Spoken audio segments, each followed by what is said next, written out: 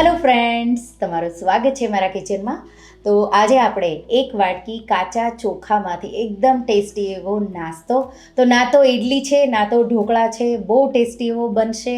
અને હું એના સાથે કાઠિયાવાડી લસણની ચટણી બનાવી રહી છું. તમે ગમે તે ચટણી બનાવીને સર્વ કરી શકો છો. તો ચાલો બનાવીએ.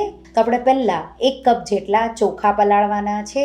તો એક બાઉલમાં 1 કપ ચોખા, કોઈ પણ વેરાયટીના તમે લઈ શકો છો. અને ચોખાને આપણે 2 થી 3 પાણીથી એકદમ સારી રીતે ધોઈ અને આ રીતે મેં પાણી ભરી દીધું છે અને આપણે એને 1 કલાક માટે પલાળીશું. તો હવે ચોખાને પલળતા 1 કલાક જેવું થઈ ગયું. ચોખા એકદમ સારી રીતે પલળી ગયા છે.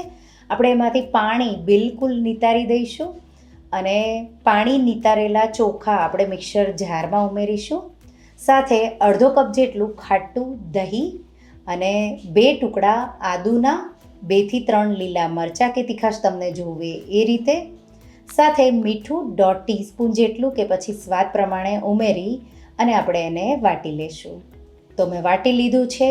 તો એકદમ સ્મૂધ નથી વાટવાનું, જેવો રવો ઝીણો હોય એવું બેટર વટાય એટલું તમારે વાટીને રેડી કરી લેવાનું. તો આપણે એને એક બાઉલમાં મેં કાઢી લીધું અને બેટર અત્યારે પાતળું છે. મેં એને વાટતા ટાઈમે બિલકુલ એમાં પાણી નથી વાપર્યું.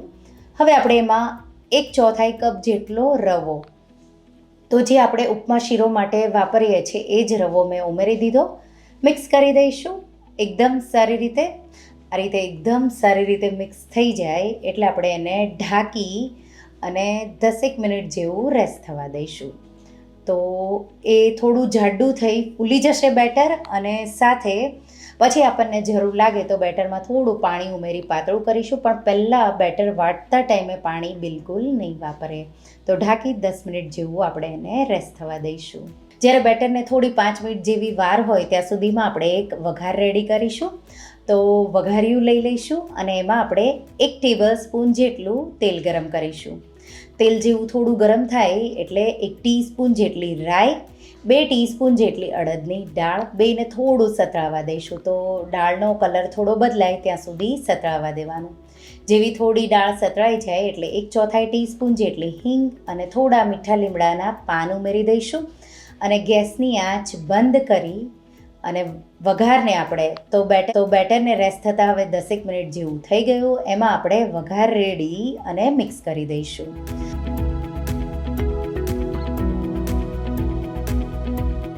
બેટરને સાઈડમાં મૂકી અને હવે સ્ટીમર, તો તમારા પાસે જો મોટી તપેલી કે મોટું વાસણ હોય એમાં તમારે 3 થી 4 કપ જેટલું પાણી ગરમ કરવા મૂકી દેવાનું. સ્ટેન્ડ મૂકી એના પર પ્લેટ મૂકવાની અને કોઈ મોટું ઢાંકણ ઢાંકવાનું. પણ મારા પાસે સ્ટીમર છે એટલા માટે હું એમાં 4 થી 5 કપ જેટલું પાણી ગરમ કરવા મેં અંદર ઉમેરી દીધું.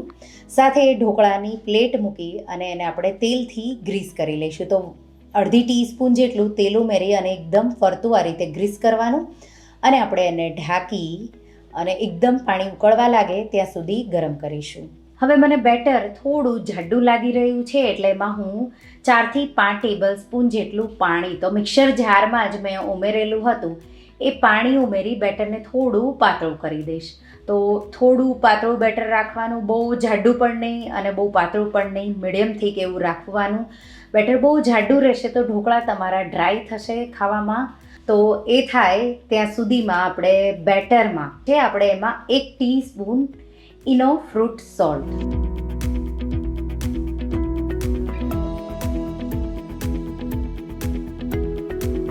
અને સ્ટીમરમાં જે પ્લેટ આપણે ગ્રીસ કરીને મૂકી છે, તો પાણી એકદમ ઉકળવા લાગ્યું પછી પ્લેટ પણ ગરમ છે ત્યારે જ આપણે બેટર એમાં રેડી દઈશું.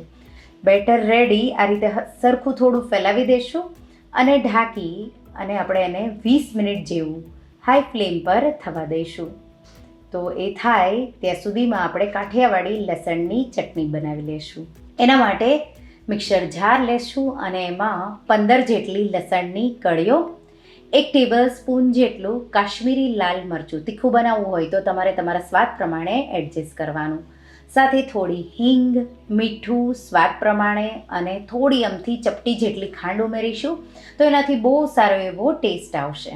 તો આપણે એને મિક્સર જારમાં વાટી લેશું.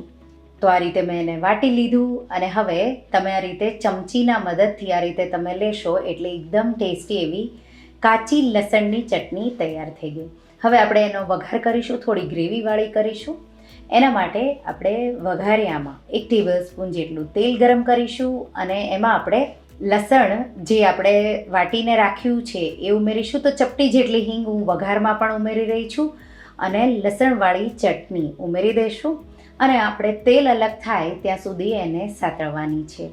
તો આ રીતે લગભગ 1 મિનિટ જેવું સ્લો ફ્લેમ પર તમે સાતળશો એટલે થોડી આ રીતે સતળાવા લાગશે. હજી 1 મિનિટ જેવું સાતળીશું. તેલ અલગ હવે થઈ ગયું.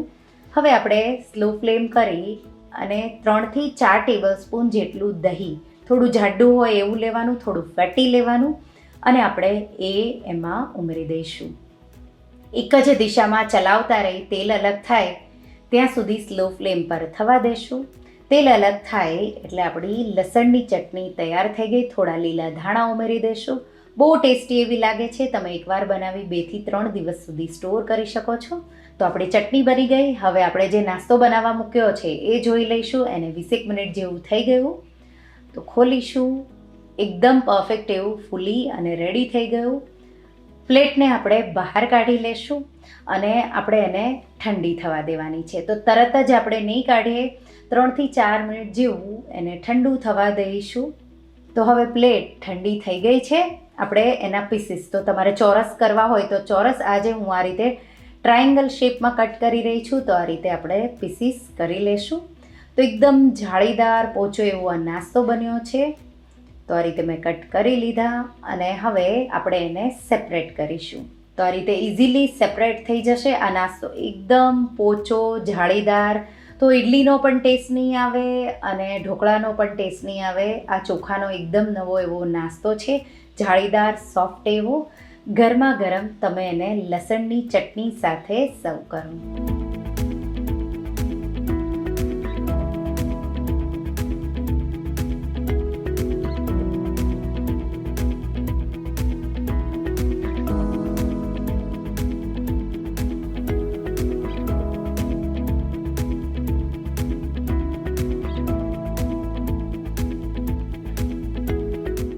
તો તમને આ કાચા ચોખાનો નવો નાસ્તો તો બહુ ઓછા તેલમાં બની જાય અને સાથે જો ચોખા પલાળેલા હશે તો સવારમાં તમારે જલ્દીથી બની જાય એવો આ નાસ્તો છે. તો તમે સવારના નાસ્તા માટે આ રેસીપી એકવાર જરૂરથી ટ્રાય કરજો. અને હા, જો તમને આ રેસીપી ગમી હોય તો વિડીયોને લાઇક કરજો, શેર કરજો અને મારા ચેનલને સબસ્ક્રાઈબ કરજો. અને આવી જ નવી રેસીપીઓ માટે તમે બેલ આઇકોન બટનને પ્રેસ કરજો. Thank you for watching.